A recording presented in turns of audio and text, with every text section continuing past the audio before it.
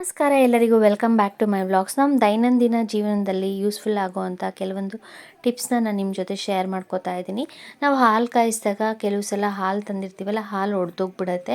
ಕೆಲವು ಸಲ ಟೀ ಮಾಡ್ತಾ ಇರಬೇಕಾದ್ರೂ ಸಹ ಬೆಲ್ಲ ಹಾಕಿದ ತಕ್ಷಣ ಒಡೆದೋಗ್ಬಿಟ್ಟು ಆ ಪಾತ್ರೆಯಲ್ಲಿ ಮತ್ತೆ ನಾವು ಟೀ ಮಾಡಿದ್ರೆ ಅಥವಾ ಹಾಲು ಕಾಯಿಸಿದ್ರೆ ಮತ್ತೆ ಹಾಲು ಒಡೆದೋಗ್ಬಿಡುತ್ತೆ. ಆ ರೀತಿ ಆಗದೆ ಇರೋ ಹಾಗೆ ನಾವು ಹಾಲು ಕಾಯಿಸೋ ಪಾತ್ರೆಯಲ್ಲಾಗಲಿ ಅಥವಾ ಟೀ ಮಾಡೋ ಪಾತ್ರೆಯಲ್ಲಾಗಲಿ ಫಸ್ಟ್ ಒಂದು ಲೋಟ ನೀರಿಟ್ಟು ಚೆನ್ನಾಗಿ ಕುದಿಸ್ಬಿಟ್ಟು ಆ ನೀರನ್ನು ಆಚೆ ಹಾಕಿ ಮತ್ತೆ ನಾವು ಹಾಲಾಗ್ಲಿ ಟೀ ಆಗಲಿ ಮಾಡ್ಕೊಂಡ್ರೆ ಹಾಲು ಒಡೆದೋಗಲ್ಲ. ಈ ಟಿಪ್ಸ್ ಎಲ್ಲರಿಗೂ ಯೂಸ್ಫುಲ್ ಆಗುತ್ತೆ ಅನ್ಕೊಂಡಿದ್ದೀನಿ ಫ್ರೆಂಡ್ಸ್. ಈ ಸಲ ನಾವು ಹಾಲು ಪಾತ್ರೆಯಲ್ಲಿ ಸಾಂಬಾರು ಅಥವಾ ರಸಂ ಏನಾದರೂ ಕಾಯಿಸ್ಕೊಂಡಿದ್ರೆ ಆ ಖಾರಕ್ಕೂ ಸಹ ನಾವು ಹಾಲು ಹಾಕಿ ಕಾಯಿಸಿದಾಗ ಪಾತ್ರೆಯಲ್ಲಿ ಹಾಲು ಒಡೆದೋಗ್ಬಿಡುತ್ತೆ.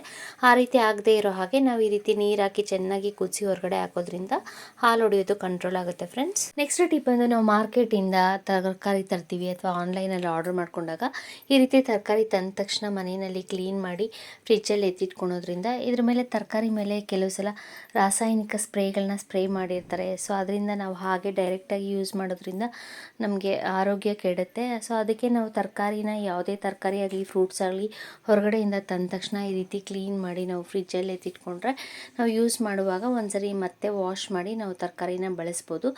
ನೋಡಿ, ನಾನು ಆನ್ಲೈನಲ್ಲಿ ಆರ್ಡರ್ ಮಾಡ್ಕೊಂಡಿದ್ದೆ ಬೀನ್ಸು, ಕ್ಯಾರೆಟು ಮತ್ತು ಕ್ಯಾಪ್ಸಿಕಮ್ನೆಲ್ಲ. ಮೊದಲಿಗೆ ನಾನು ಇದನ್ನು ಕವರ್ನೆಲ್ಲ ಕಟ್ ಮಾಡ್ತಾ ಇದ್ದೀನಿ. ನಾವು ಈ ರೀತಿ ಕವರ್ಸ್ನ ಕೂಡ ರಿಯೂಸ್ ಮಾಡ್ಕೋಬೋದು. ನಾವು ಈ ರೀತಿ ಕವರ್ಸ್ನ ಬಿಸಾಡ್ತೀರಾ ಅದನ್ನು ಹಾಗೆ ಸ್ಟೋರ್ ಮಾಡಿ ಎತ್ತಿಟ್ಕೊಂಡು ವೆಟ್ ಕಸ ಮತ್ತು ಡ್ರೈ ಕಸ ಅಂತ ಸಪ್ರೇಟ್ ಮಾಡಿ ಹಾಕ್ತೀವಿ. ಆಗ ಈ ಕವರಲ್ಲಿ ವೆಟ್ ಆಗಲಿ ಅಥವಾ ಡ್ರೈ ಕಸ ಆಗಲಿ ಹಾಕಿ ನಾವು ಕಸದವ್ರು ಬಂದಾಗ ಕಸಕ್ಕೆ ಹಾಕೋಕ್ಕೆ ಯೂಸ್ ಮಾಡ್ಬೋದು. ನಾವು ಹೊರಗಡೆಯಿಂದ ಕಾಸು ಕೊಟ್ಟು ತೊಗೊಬಂದು ಕವರ್ನ ಯೂಸ್ ಮಾಡೋದಕ್ಕಿಂತ ಈ ರೀತಿ ಮನೆಯಲ್ಲಿ ತರಕಾರಿ ತಂದಾಗ ಏನಾದರೂ ಫ್ರೂಟ್ಸ್ ತಂದಾಗ ಕವರ್ಸ್ ಇರುತ್ತಲ್ಲ ಅದನ್ನು ರಿಯೂಸ್ ಮಾಡ್ಕೋಬೋದು. ತರಕಾರಿನೆಲ್ಲ ನಾವು ಕವರಿಂದ ಹೊರಗಡೆ ತೆಗೆದ್ಮೇಲೆ ನಾನು ಇಲ್ಲಿ ಒಂದು ಪಾತ್ರೆಯಲ್ಲಿ ಸ್ವಲ್ಪ ನೀರು ಇಟ್ಕೊಂಡು ಅದಕ್ಕೆ 1 ಸ್ಪೂನಷ್ಟು ಉಪ್ಪು ಹಾಕ್ಕೋತಾ ಇದ್ದೀನಿ. ಉಪ್ಪು ಮತ್ತು ನಾನು ಇದ್ರ ಜೊತೆಗೆ ನಿಂಬೆಹಣ್ಣು ರಸ ಹಾಕ್ಕೋತಾ ಇದ್ದೀನಿ. ನಾವು ಬೇಕು ಅಂದರೆ ನಿಂಬೆಹಣ್ಣು ರಸ, ಇಲ್ಲಾಂದರೆ ವಿನೆಗರ್ ಇದ್ದರೆ ವಿನೆಗರನ್ನು ಸಹ 1 ಸ್ಪೂನ್ ಹಾಕ್ಬೋದು. ಈ ರೀತಿ ನಿಂಬೆಹಣ್ಣನ್ನ 1 ನಿಂಬೆಹಣ್ಣು ಅಥವಾ ಒಂದು ಅರ್ಧ ನಿಂಬೆಹಣ್ಣನ್ನು ನೀರಲ್ಲಿ ಹಾಕಿ ಚೆನ್ನಾಗಿ ಉಪ್ಪು ಮತ್ತು ನಿಂಬೆಹಣ್ಣಿನ ರಸನ ಮಿಕ್ಸ್ ಮಾಡಿಕೊಂಡು ನಾವು ಹೊರಗಡೆಯಿಂದ ತಂದಾಗ ತರಕಾರಿನ ಈ ನೀರಲ್ಲಿ ಹಾಕಿ ಒಂದು 10 ನಿಮಿಷ ಅಥವಾ 15 ನಿಮಿಷ ಹಾಗೆ ಬಿಟ್ಟು ಆಮೇಲೆ ತರಕಾರಿನೆಲ್ಲ ಚೆನ್ನಾಗಿ ವಾಶ್ ಮಾಡ್ಕೊಳ್ಳೋದ್ರಿಂದ ಇದ್ರ ಮೇಲೆ ಕೆಮಿಕಲ್ ಸ್ಪ್ರೇ ಎಲ್ಲ ಮಾಡಿರ್ತಾರಲ್ಲ, ಸೊ ಅದರಿಂದ ನಾವು ನಮ್ಮ ಆರೋಗ್ಯನ ಕಾಪಾಡ್ಕೋಬೋದು. ಬೀನ್ಸು, ಕ್ಯಾರೆಟು ನಾವು ಏನೇ ತರಕಾರಿ ತಂದ್ರೂ ಈ ರೀತಿ ನೀರಲ್ಲಿ ಹಾಕಿ ಒಂದು 10ರಿಂದ 15 ನಿಮಿಷ ಬಿಟ್ಟು ಆಮೇಲೆ ಚೆನ್ನಾಗಿ ಒಂದ್ಸರಿ ತೊಳೆದು ಈ ನೀರಲ್ಲಿ ಮತ್ತೆ ಫ್ರೆಶ್ ವಾಟರಲ್ಲಿ ತೊಳೆದು ತರಕಾರಿನ ಈ ರೀತಿ ನಾವು ಕ್ಲೀನ್ ಮಾಡ್ಕೊಳ್ಳೋದ್ರಿಂದ ಅದ್ರ ಮೇಲೆ ಸ್ಪ್ರೇಗಳೆಲ್ಲ ಹೊಡೆದಿರ್ತಾರಲ್ಲ ಅದರ ಅಂಶ ಕಮ್ಮಿ ಆಗುತ್ತೆ. ತರಕಾರಿ ಮೇಲೆ ಇರೋ ಜರ್ಮ್ಸ್ ಆಗಲಿ ಅಥವಾ ಬ್ಯಾಕ್ಟೀರಿಯಾಸ್ ಆಗಲಿ ಇದ್ರೂ ಸಹ ಅದು ಈ ರೀತಿ ನಾವು ವಾಶ್ ಮಾಡೋದ್ರಿಂದ ಅದರಿಂದ ನಾವು ಸೇಫಾಗಿ ನಮ್ಮ ಆರೋಗ್ಯನ ಕಾಪಾಡ್ಕೋಬೋದು. ನಾನೀಗ ನೋಡಿ ತರಕಾರಿನೆಲ್ಲ ವಾಶ್ ಮಾಡ್ಕೊಂಡಿದ್ದಾಗಿದೆ. ಈ ರೀತಿ ಒಂದು 10-15 ನಿಮಿಷ ಬಿಟ್ಟು ವಾಶ್ ಮಾಡಿಕೊಂಡು ನಾನು ಇಲ್ಲಿ ಒಂದು ಒಣಬಟ್ಟೆ ಮೇಲೆ ಹಾಕ್ಕೋತಾ ಇದ್ದೀನಿ. ವಾಶ್ ಮಾಡಿದಾದಮೇಲೆ ಹಾಗೆಯೇ ಅದನ್ನು ಒರೆಸ್ತೀರಾ ಫ್ರಿಜ್ಜಲ್ಲಿ ಎತ್ತಿಟ್ಕೊಂಡ್ರೆ ಆ ವೆಟ್ನೆಸ್ಗೆ ಕೆಲವು ಸಲ ಏನಾಗುತ್ತೆ ಅಂದರೆ ತರಕಾರಿ ಎಲ್ಲ ಕೊಳ್ತಂಗೆ ಆಗಿಬಿಡುತ್ತೆ ಫ್ರಿಜ್ಜಲ್ಲಿ ಇಟ್ಟಿದ್ರೂ ಸಹ. ಸೊ ಅದಕ್ಕೆ ನಾನಿಲ್ಲಿ ಒಂದು ಒಣಬಟ್ಟೆ ಮೇಲೆ ಈ ರೀತಿ ನಾವು ವಾಶ್ ಮಾಡ್ಕೊಂಡಿರೋ ತರಕಾರಿನೆಲ್ಲ ಹಾಕ್ಕೊಂಡು ಇನ್ನೊಂದು ಒಣಬಟ್ಟೆ ತೊಗೊಂಡು ನೀಟಾಗಿ ಆ ತರಕಾರಿ ಎಲ್ಲ ವೆಟ್ಟೆಲ್ಲ ಹೋಗಿ ಡ್ರೈ ಆಗೋವರೆಗೂ ಒರೆಸ್ಕೊಂಡು ನಾನು ಆಮೇಲೆ ಇದನ್ನು ಒಂದು ಬಾಕ್ಸಲ್ಲಿ ತರಕಾರಿ ಸ್ಟೋರ್ ಮಾಡೋ ಬಾಕ್ಸು ಅಥವಾ ಕವರಲ್ಲಿ ಹಾಕಿ ಫ್ರಿಜ್ಜಲ್ಲಿ ಎತ್ತಿಟ್ಕೊಳ್ಳೋದ್ರಿಂದ ತುಂಬ ದಿನ ತರಕಾರಿ ಫ್ರೆಶ್ ಆಗಿರುತ್ತೆ, ಯಾವುದೇ ರೀತಿ ಹಾಳಾಗಲ್ಲ. ನೆಕ್ಸ್ಟ್ ಟಿಪ್ ಅಂದರೆ ನಾವು ಬೀನ್ಸನ್ನು ಸ್ಟೋರ್ ಮಾಡಿ ಇಟ್ಕೋಬೇಕಾದ್ರೆ ಕೆಲವು ಸಲ ಕೆಲವೊಂದು ಬೀನ್ಸ್ ತುದಿಗಳಲ್ಲಿ ಕಪ್ಪಗೆ ಆಗ್ಬಿಟ್ಟಿರುತ್ತೆ, ಅದೊಂಥರ ಕೊಳ್ತಂಗೆ ಆಗ್ಬಿಡುತ್ತೆ. ಸೊ ನಾವು ಅದೇ ಆ ಬೀನ್ಸನ್ನ ಚೆನ್ನಾಗಿರೋ ಬೀನ್ಸ್ ಜೊತೆ ಇಟ್ಟರೆ ಬೀನ್ಸ್ ಎಲ್ಲ ಹಾಳಾಗ್ಬಿಡುತ್ತೆ. ಸೊ ಅದಕ್ಕೆ ನೋಡಿಕೊಂಡು ಈ ರೀತಿ ನಾವು ಫ್ರಿಜ್ಜಲ್ಲಿ ಇಟ್ಕೋಬೇಕಾದ್ರೆ ಕವರಲ್ಲಾಗಲಿ ಅಥವಾ ಬಾಕ್ಸಲ್ಲಿ ಸ್ಟೋರ್ ಮಾಡಿ ಇಟ್ಕೋಬೇಕಾದ್ರೆ ಈ ತುದಿಗಳನ್ನೆಲ್ಲ ಕಟ್ ಮಾಡಿ ಎತ್ತಿಟ್ಕೊಳ್ಳೋದ್ರಿಂದ ನಾವು ಅಡುಗೆ ಮಾಡಬೇಕಾದ್ರೂ ಸಹ ಈಸಿಯಾಗಿ ಡೈರೆಕ್ಟಾಗಿ ಹಾಗೆ ಫ್ರಿಜ್ಜಿಂದ ತೆಗೆದು ಒಂದ್ಸರಿ ವಾಶ್ ಮಾಡಿ ಕಟ್ ಮಾಡಿ ಅಡುಗೆ ಮಾಡೋಕ್ಕೆ ಈಸಿ ಆಗುತ್ತೆ. ಟೈಮ್ ಇಲ್ಲದೆ ಇರುವಾಗ ಬೇಗ ಅಡುಗೆ ಮಾಡಬೇಕು ಅಂದಾಗ ನಮಗೆ ಟೈಮು ಸಹ ಸೇವ್ ಆಗುತ್ತೆ. ಈ ರೀತಿ ನಾವು ಕ್ಲೀನ್ ಮಾಡಿ ಈ ರೀತಿ ಬಾಕ್ಸಲ್ಲಿ ಸ್ಟೋರ್ ಮಾಡಿರೋದ್ರಿಂದ ನಾವು ಒಂದು 15ರಿಂದ 20 ದಿವಸದವರೆಗೂ ಫ್ರಿಜ್ಜಲ್ಲಿ ಬೀನ್ಸನ್ನು ಸ್ಟೋರ್ ಮಾಡಿ ಇಟ್ಕೋಬೋದು. ನಾವು ಬೇಕು ಅಂದರೆ ಇದರೊಳಗಡೆ ಒಂದು ನ್ಯೂಸ್ ಪೇಪರ್ ಹಾಕಿ ಅದ್ರ ಮೇಲೇ ಸಹ ಬೀನ್ಸನ್ನ ಇಡೋದ್ರಿಂದ ಆ ವೆಟ್ಟನ್ನೆಲ್ಲ ಹೀರ್ಕೊಳ್ಳುತ್ತೆ. ನ್ಯೂಸ್ ಪೇಪರ್ ಆಗಲಿ ಒಂದೊಂದು ಅಲ್ಲಲ್ಲಿ ಇಡೋದ್ರಿಂದನೂ ಸಹ ನಾವು ಫ್ರೆಶ್ಶಾಗಿ ಬೀನ್ಸನ್ನು ಕೆಡದೆ ಇರೋ ಹಾಗೆ ಇಟ್ಕೋಬೋದು. ನೆಕ್ಸ್ಟ್ ಟಿಪ್ ಬಂದು ನಾವು ಕ್ಯಾರೆಟನ್ನು ಫ್ರಿಜ್ಜಲ್ಲಿ ಸ್ಟೋರ್ ಮಾಡಿ ಇಟ್ಕೋಬೇಕಾದ್ರೆ ತುಂಬ ದಿನದವರೆಗೂ ಕ್ಯಾರೆಟು ಹಾಳಾಗದೆ ಇರೋ ಹಾಗೆ ಫ್ರೆಶ್ಶಾಗಿ ಇರಬೇಕು ಅಂದರೆ ಈ ರೀತಿ ಕ್ಯಾರೆಟ್ ತುದಿನ ಆ ಕಡೆ ತುದಿ ಈ ಕಡೆ ತುದಿನ ಕಟ್ ಮಾಡಿಬಿಟ್ಟು ಈ ರೀತಿ ಬಾಕ್ಸಲ್ಲಿ ಹಾಕಿ ಅದ್ರ ಇಡ್ಬೋದು, ಇಲ್ಲಾಂದರೆ ಕವರಲ್ಲೇ ಹಾಕಲಿ ನಾವು ಈ ಬಾಕ್ಸಲ್ಲಿ ಒಂದು ನ್ಯೂಸ್ ಪೇಪರು ಅಥವಾ ಒಂದು ನಾವು ಯೂಸ್ ಮಾಡೋ ವೈಟ್ ಪೇಪರ್ ಶೀಟ್ ಇದ್ದರೆ A4 ಶೀಟ್ ಇದ್ದರೂ ಪರವಾಗಿಲ್ಲ, ಆ ಪೇಪರ್ನ ಹಾಕಿ ಅದ್ರ ಮೇಲೆ ಕ್ಯಾರೆಟನ್ನು ಇಡೋದ್ರಿಂದ ಕ್ಯಾರೆಟು ತುಂಬ ದಿನದವರೆಗೂ ಫ್ರೆಶ್ ಆಗೇ ಇರುತ್ತೆ, ಯಾವುದೇ ರೀತಿ ಹಾಳಾಗಲ್ಲ ಫ್ರೆಂಡ್ಸ್. ಈ ಟಿಪ್ಸು ನಿಮಗೆಲ್ಲರಿಗೂ ಯೂಸ್ಫುಲ್ ಆಗುತ್ತೆ ಅಂದ್ಕೊಂಡಿದ್ದೀನಿ. ನೋಡಿ ಈ ರೀತಿ ಸ್ಟೋರ್ ಮಾಡಿ ಇಟ್ಕೋಬೋದು.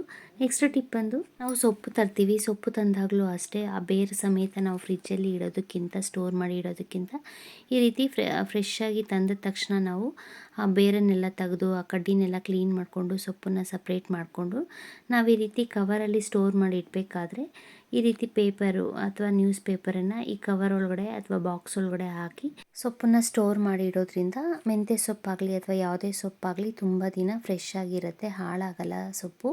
ಮೆಂತ್ಯ ಸೊಪ್ಪು ಆರೋಗ್ಯಕ್ಕೆ ತುಂಬ ಒಳ್ಳೆಯದು. ನಾವು ವಾರದಲ್ಲಿ 1 ಸರಿ ಅಥವಾ 2 ಸರಿ ಆದರೂ ಮೆಂತ್ಯ ಸೊಪ್ಪಿಂದ ಪರೋಟ ಆಗಲಿ ಅಥವಾ ರೈಸ್ ಆಗಲಿ ಮಾಡ್ಕೊಂಡು ತಿನ್ಬೋದು.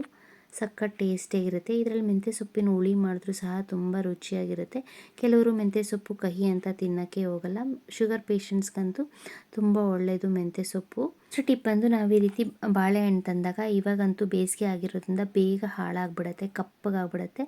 ಸೊ ಆ ರೀತಿ ಆಗದೆ ಇರೋ ಹಾಗೆ ಈ ತುದಿ ಬರುತ್ತಲ್ಲ, ಬಾಳೆಹಣ್ಣಿನ ತುದಿ ಇರುತ್ತಲ್ಲ ದಿಂಡು, ಅದಕ್ಕೆ ನಾವು ಈ ರೀತಿ ಒಂದು ನ್ಯೂಸ್ ಪೇಪರು ಅಥವಾ ಯಾವುದಾದ್ರೂ ಪೇಪರ್ನ ಈ ರೀತಿ ಸುತ್ತಿ ಇಡೋದ್ರಿಂದ ಒಂದು ಪೇಪರ್ ಕವರಲ್ಲಾಗಲಿ ಅಥವಾ ಪೇಪರ್ ಬ್ಯಾಗಲ್ಲಾಗಲಿ ಹಾಕಿ ಇಡೋದ್ರಿಂದ ಬೇಗ ಬಾಳೆಹಣ್ಣು ಹಣ್ಣಾಗಲ್ಲ ಮತ್ತು ಕಪ್ಪಾಗೋದನ್ನು ಕಂಟ್ರೋಲ್ ಮಾಡ್ಬೋದು ಫ್ರೆಂಡ್ಸ್. ಈ ಟಿಪ್ಸು ಸಹ ನಿಮಗೆಲ್ಲರಿಗೂ ಯೂಸ್ಫುಲ್ ಆಗುತ್ತೆ ಅಂದ್ಕೊಂಡಿದ್ದೀನಿ. ತರಕಾರಿ ಅಥವಾ ಫ್ರೂಟ್ಸ್ನ ಆರ್ಡ್ರ್ ಮಾಡಿದಾಗ ಈ ರೀತಿ ಪೇಪರ್ ಬ್ಯಾಗ್ಸ್ ಕೊಡ್ತಾರೆ, ಇದನ್ನು ಸಹ ನಾವು ರಿಯೂಸ್ ಮಾಡ್ಕೋಬೋದು, ಬಿಸಾಡ್ತೀರಾ.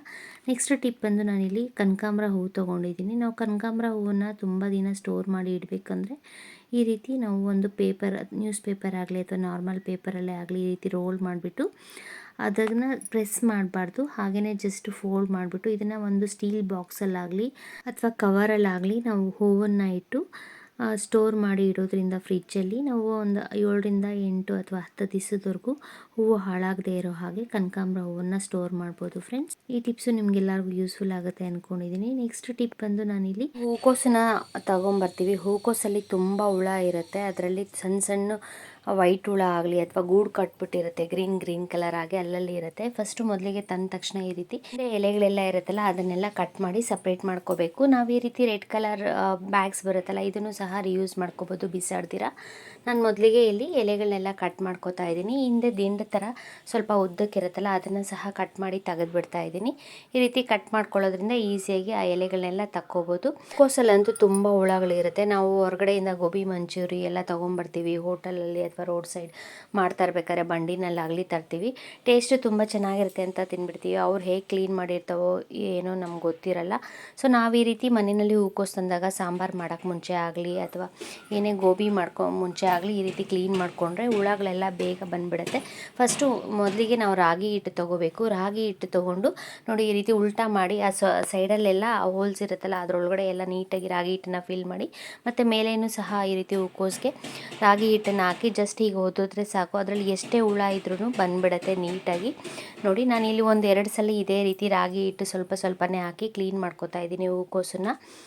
ನೋಡಿ ಎಷ್ಟು ಸಣ್ಣ ಸಣ್ಣ ಹುಳ ಇದ್ರೂ ಈ ರೀತಿ ಕಪ್ಪು ಹುಳ ಎಲ್ಲ ಇರುತ್ತೆ ಮತ್ತು ಗೂಡು ಥರ ಇರುತ್ತೆ, ಅದೆಲ್ಲ ಬಂದುಬಿಡುತ್ತೆ ಈಸಿಯಾಗಿ ನಾವು ರಾಗಿ ಹಿಟ್ಟಿಂದ ಕ್ಲೀನ್ ಮಾಡ್ಕೊಳ್ಳೋದ್ರಿಂದ. ಈ ರೀತಿ ನಾವು ಹೂಕೋಸನ್ನು ಕ್ಲೀನ್ ಮಾಡ್ಕೋಬೋದು ಹೊರಗಡೆಯಿಂದ ತಂದಾಗ. ನಾವು ಇದನ್ನು ಹೂಕೋಸನ್ನು ಕವರಲ್ಲಿ ಕ್ಲೀನ್ ಮಾಡ್ಕೊಂಡಾದಮೇಲೆ ಫೋಲ್ಡ್ ಮಾಡಿಬಿಟ್ಟು ನಾವು ಸ್ಟೋರ್ ಮಾಡಿ ಇಟ್ಕೊಂಡ್ರೆ ಫ್ರಿಜ್ಜಲ್ಲಿ 1 ವೀಕ್ವರೆಗೂ ಹಾಗೇ ಇರುತ್ತೆ, ಫ್ರೆಶ್ ಆಗಿ, ಯಾವುದೇ ರೀತಿ ಹಾಳಾಗಲ್ಲ. ನೆಕ್ಸ್ಟ್ ಟಿಪ್ ಬಂದು ನಾವು ಇನ್ನೊಂದು ರೀತಿ ಯಾವ ರೀತಿ ನಾವು ಹೂಕೋಸನ್ನು ಸ್ಟೋರ್ ಮಾಡಿ ಇಟ್ಕೋಬೋದು ತುಂಬ ದಿನ ಹಾಳಾಗದೇ ಇರೋ ಹಾಗೆ ಅಂದರೆ ನಾವು ಮೊದಲಿಗೆ ಸ್ಟವ್ ಹಚ್ಕೋಬೇಕು. ಸ್ಟವ್ ಹಚ್ಕೊಂಡು ಹೂಕೋಸನ್ನು ಲೈಟಾಗಿ ಬಿಸಿ ಮಾಡ್ಕೋತಾ ಬರಬೇಕು. ನೋಡಿ ಈ ರೀತಿ ಸ್ಟವ್ ಹಚ್ಕೊಂಡು ಹೂಕೋಸನ್ನು ಸುತ್ತೂ ಬಿಸಿ ಮಾಡ್ಕೋತಾ ಬರಬೇಕು. ಈ ರೀತಿ ಬಿಸಿ ಮಾಡೋದ್ರಿಂದ ಆ ಹೋಲ್ಸಲ್ಲಿ ಸೈಡಲ್ಲೆಲ್ಲ ಹೂಕೋಸಲ್ಲಿ ಹುಳಗಳಿರುತ್ತಲ್ಲ, ಗ್ರೀನ್ ಹುಳ ಇರುತ್ತೆ, ಅದೆಲ್ಲ ಬಂದುಬಿಡುತ್ತೆ, ನೀಟಾಗಿ ಸತ್ತೋಗ್ಬಿಡುತ್ತೆ. ಇಲ್ಲಾಂದರೆ ಆ ಬಿಸಿಗೆ ಅದೆಲ್ಲ ಉದುರು ಬಿಡುತ್ತೆ ಹುಳಗಳೆಲ್ಲ. ನೋಡಿ ಇಲ್ಲಿ ಉದುರಿದೆ, ನನ್ನ ಕೈಗೆ ಮೇಲೇ ಈ ರೀತಿ ಉದುರ್ತಾ ಬರುತ್ತೆ. ಈ ರೀತಿ ಬಿಸಿ ಮಾಡೋದ್ರಿಂದ ತುಂಬ ಜಾಸ್ತಿ ಅದು ಕಪ್ಪಕ್ಕಾಗೋವರೆಗೂ ಏನು ಬಿಸಿ ಮಾಡೋದ್ಮೇಲೆ ಲೈಟಾಗಿ ಬಿಸಿ ಮಾಡಿಕೊಂಡ್ರೆ ಸಾಕು. ಬಿಸಿ ಮಾಡಿದ್ದಾದಮೇಲೆ ನಾವು ಪ್ಯಾಕಿಂಗ್ ಕವರ್ಸ್ ಬರುತ್ತಲ್ಲ ಕವರ್ ಇದ್ದರೂ ಸಾಕು. ಅದನ್ನ ಫುಲ್ ರೋಲ್ ಮಾಡಿ ಎತ್ತಿಟ್ಕೊಳ್ಳೋದ್ರಿಂದ ಫ್ರಿಜ್ಜಲ್ಲಿ ನಾವು 10 to 15 ಡೇಸ್ವರೆಗೂ ಹೂಕೋಸನ್ನು ಸ್ಟೋರ್ ಮಾಡಿ ಇಟ್ಕೋಬೋದು. ನೆಕ್ಸ್ಟ್ ಟಿಪ್ ಬಂದು ನಾನಿಲ್ಲಿ ನಿಂಬೆಹಣ್ಣು ಸಿಪ್ಪೆ ತೊಗೊಂಡಿದ್ದೀನಿ. ನಾವು ನಿಂಬೆಹಣ್ಣು ರಸನ ಯೂಸ್ ಮಾಡಿದ್ದಾದಮೇಲೆ ನಿಂಬೆಹಣ್ಣು ಸಿಪ್ಪೆನ ಬಿಸಾಡೋ ಬದಲು ಈ ರೀತಿ ನಾವು ಹೋಮ್ ಮೇಡ್ ಕ್ಲೀನರ್ನ ಮಾಡ್ಕೋಬೋದು. ಇದು ಮಲ್ಟಿಪರ್ಪಸ್ ಕ್ಲೀನರು. ನಾವು ಕಿಚನ್ ಕೌಂಟರ್ ಟಾಪ್ ಕ್ಲೀನ್ ಮಾಡ್ಕೋಬೋದು, ಸ್ಟವ್ ಕ್ಲೀನ್ ಮಾಡ್ಕೋಬೋದು, ಮತ್ತು ಟ್ಯಾಪ್ಸು, ಟೈಲ್ಸ್ ಎಲ್ಲ ಕ್ಲೀನ್ ಮಾಡ್ಕೋಬೋದು. ತುಂಬ ಚೆನ್ನಾಗಿ ವರ್ಕ್ ಆಗುತ್ತೆ. ಮೊದಲಿಗೆ ನಾನು ನಿಂಬೆಹಣ್ಣು ಸಿಪ್ಪೆನ ಹಾಕಿ ಅದಕ್ಕೆ 1.5 ಲೋಟ ಅಷ್ಟು ನೀರು ಹಾಕ್ಕೊಂಡಿದ್ದೀನಿ. ನೀರು ನಮ್ಗೆ ತಕ್ಕಂಗೆ ಎಷ್ಟು ಬೇಕಾದರೂ ಹಾಕ್ಕೋಬೋದು. ಚೆನ್ನಾಗಿ ಅದನ್ನು ಒಂದು 5 ನಿಮಿಷ ಕುದಿಸಿದ್ದಾದಮೇಲೆ ಆ ನಿಂಬೆಹಣ್ಣು ಸಿಪ್ಪೆ ಜೊತೆಗೆ ನಾನಿಲ್ಲಿ 1 ಸ್ಪೂನಷ್ಟು ಬೇಕಿಂಗ್ ಸೋಡಾ ಹಾಕ್ಕೋತಾ ಇದ್ದೀನಿ. ಮತ್ತು ಒಂದು ಅರ್ಧ ಸ್ಪೂನಷ್ಟು ಉಪ್ಪು, ಕಲ್ಲುಪ್ಪಾಗಲಿ ಪುಡಿ ಉಪ್ಪಾಗಲಿ ಹಾಕ್ಕೋಬೇಕು. ಇದ್ರ ಜೊತೆಗೆ ನಾನಿಲ್ಲಿ ಒಂದು 2 ಡ್ರಾಪಷ್ಟು ವಿಮ್ ಲಿಕ್ವಿಡ್ ಹಾಕ್ಕೋತಾ ಇದ್ದೀನಿ. ಇದು ಆಪ್ಷನಲ್ಲು, ನೀವು ಬೇಕಾದರೆ ಹಾಕ್ಕೋಬೋದು, ಇಲ್ಲಾಂದರೆ ಹಾಗೇನೂ ಸಹ ಸ್ಟೋರ್ ಮಾಡಿ ಇಟ್ಕೋಬೋದು. ಇಲ್ಲಿ ವಿಮ್ ಲಿಕ್ವಿಡನ್ನು ಹಾಕಿ ಚೆನ್ನಾಗಿ ಮಿಕ್ಸ್ ಮಾಡಿ ಈ ನಿಂಬೆಹಣ್ಣು ಸಿಪ್ಪೆನ ತೆಗೆದುಬಿಡ್ತಾ ಇದ್ದೀನಿ. ಈ ರೀತಿ ಸ್ಕ್ವೀಸ್ ಮಾಡಿ ತೆಗೆದುಬಿಟ್ಟು ಈ ಲಿಕ್ವಿಡು ಚೆನ್ನಾಗಿ ಆರಿದ್ಮೇಲೆ ಇದನ್ನು ಬಾಟ್ಲಲ್ಲಿ ಹಾಕಿ ಸ್ಟೋರ್ ಮಾಡಿ ಇಟ್ಕೊಂಡು ನಾವು ಕಿಚನ್ ಕೌಂಟರ್ ಟಾಪ್ ಕ್ಲೀನ್ ಮಾಡೋಕ್ಕೆ, ಸ್ಟವ್ ಕ್ಲೀನ್ ಮಾಡ್ಕೊಳ್ಳೋಕ್ಕೆ, ನೈಟು ಕಿಚನ್ ಎಲ್ಲ ಕ್ಲೀನ್ ಆವಾಗ ಈ ಲಿಕ್ವಿಡನ್ನು ಯೂಸ್ ಮಾಡ್ಬೋದು. ತುಂಬ ಚೆನ್ನಾಗಿ ಕ್ಲೀನ್ ಆಗುತ್ತೆ. ಈ ಆಯಿಲ್ ಜಿಡ್ಡೆಲ್ಲ ಇರುತ್ತೆ, ನಾವು ಅಡುಗೆ ಮಾಡಿ ಸ್ಟವ್ ಮೇಲೆ ಅಥವಾ ಕಿಚನ್ ಕೌಂಟರ್ ಟಾಪ್ ಮೇಲೆ ಅದೆಲ್ಲ ನೀಟಾಗಿ ಕ್ಲೀನ್ ಮಾಡ್ಕೋಬೋದು. ಈ ರೀತಿ ನಾವು ನಿಂಬೆಹಣ್ಣು ಸಿಪ್ಪೆನ ಬಿಸಾಡೋ ಬದಲು ಮಲ್ಟಿಪರ್ಪಸ್ ಕ್ಲೀನರ್ನ ರೆಡಿ ಮಾಡಿಕೊಂಡು ನಾವು ಸ್ಟೋರ್ ಮಾಡಿ ಇಟ್ಕೊಂಡ್ರೆ ಇದು ನಮಗೆ 15 to 1 ಮಂತ್ವರೆಗೂ ಇಟ್ಕೋಬೋದು. ಯಾವುದೇ ರೀತಿ ಹಾಳಾಗಲ್ಲ.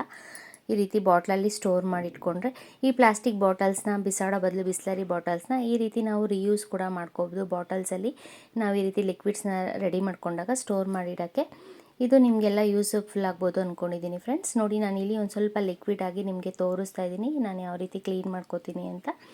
ನಾವು ಹೊರಗಡೆಯಿಂದ ತುಂಬ ಕಾಸು ಕೊಟ್ಟು ತೊಗೊಂಬರೋದಕ್ಕಿಂತ ಲಿಕ್ವಿಡ್ ಈ ರೀತಿ ನಾವೇ ಮಲ್ಟಿಪರ್ಪಸ್ ಲಿಕ್ವಿಡ್ನ ರೆಡಿ ಮಾಡಿಕೊಂಡು ಕಿಚನ್ನೆಲ್ಲ ಕ್ಲೀನ್ ಮಾಡ್ಕೋಬೋದು. ಟೈಲ್ಸ್ಗೆಲ್ಲ ಕ್ಲೀನ್ ಮಾಡ್ಕೊಳ್ಳೋಕ್ಕೆ ತುಂಬ ಚೆನ್ನಾಗಿ ವರ್ಕ್ ಆಗುತ್ತೆ ಫ್ರೆಂಡ್ಸ್. ಮತ್ತು ಈ ನಿಂಬೆಹಣ್ಣು ಸಿಪ್ಪೆ ನಾವು ಬಿಸಾಡೋ ಬದಲು ಆ ನಿಂಬೆಹಣ್ಣು ಸಿಪ್ಪೆನೂ ಸಹ ರೀಯೂಸ್ ಮಾಡ್ಕೋಬೋದು. ನಾವು ಆ ನಿಂಬೆಹಣ್ಣು ಸಿಪ್ಪೆನ ಬಿಸಾಡೋ ಬದಲು ಅದನ್ನು ಟ್ಯಾಪ್ಸ್ ಕ್ಲೀನ್ ಮಾಡೋಕ್ಕೆ ಮತ್ತು ಕಿಚನ್ ಸಿಂಕೆಲ್ಲ ಸುತ್ತು ಕಲ್ಲೆಲ್ಲ ಇರುತ್ತಲ್ಲ ಅದನ್ನು ಸಹ ಕ್ಲೀನ್ ಮಾಡೋಕ್ಕೆ ಯೂಸ್ ಮಾಡ್ಬೋದು. ತುಂಬ ಚೆನ್ನಾಗಿ ಅದ್ರ ಮೇಲೆ ಉಪ್ಪಿನ ಕಲೆ ಎಲ್ಲ ಇದ್ದರೆ ನೀಟಾಗಿ ಹೊರ್ಟೋಗ್ಬಿಡುತ್ತೆ. ಮತ್ತು ಈ ನೋಡಿ ಸೈಡಲ್ಲಿ ಟೈಲ್ಸ್ ಎಲ್ಲ ಇರುತ್ತಲ್ಲ, ಆ ಟೈಲ್ಸ್ ಮೇಲೆಲ್ಲ ನಾವು ಪಾತ್ರೆ ತೊಳೆದು ನೀರೆಲ್ಲ ಎಗರಿ ಒಂಥರ ಮಚ್ಚೆ ಥರ ಆಗಿಬಿಟ್ಟಿರುತ್ತೆ. ಅದು ಸಹ ಈ ರೀತಿ ನಿಂಬೆಹಣ್ಣು ಸಿಪ್ಪೆಯಿಂದ ಉಜ್ಜೋದ್ರಿಂದ ನೀಟಾಗಿ ಕ್ಲೀನ್ ಆಗುತ್ತೆ ಫ್ರೆಂಡ್ಸ್. ಈ ಟಿಪ್ಸು ನಿಮ್ಗೆಲ್ಲರಿಗೂ ಯೂಸ್ಫುಲ್ ಆಗ್ಬಿಟ್ಟು ಅಂದ್ಕೊಂಡಿದ್ದೀನಿ. ಸೊ ನಾನು ಮಾಡೋ ವೀಡಿಯೋಸ್ ನಿಮ್ಗೆ ಇಷ್ಟ ಆದರೆ ಲೈಕ್ ಮಾಡಿ, ಶೇರ್ ಮಾಡಿ ಮತ್ತು ಸಬ್ಸ್ಕ್ರೈಬ್ ಮಾಡಿ, ಕಮೆಂಟ್ ಮಾಡಿ ಹೇಗಿದೆ ಅಂತ ತಿಳಿಸಿ. Thanks for watching.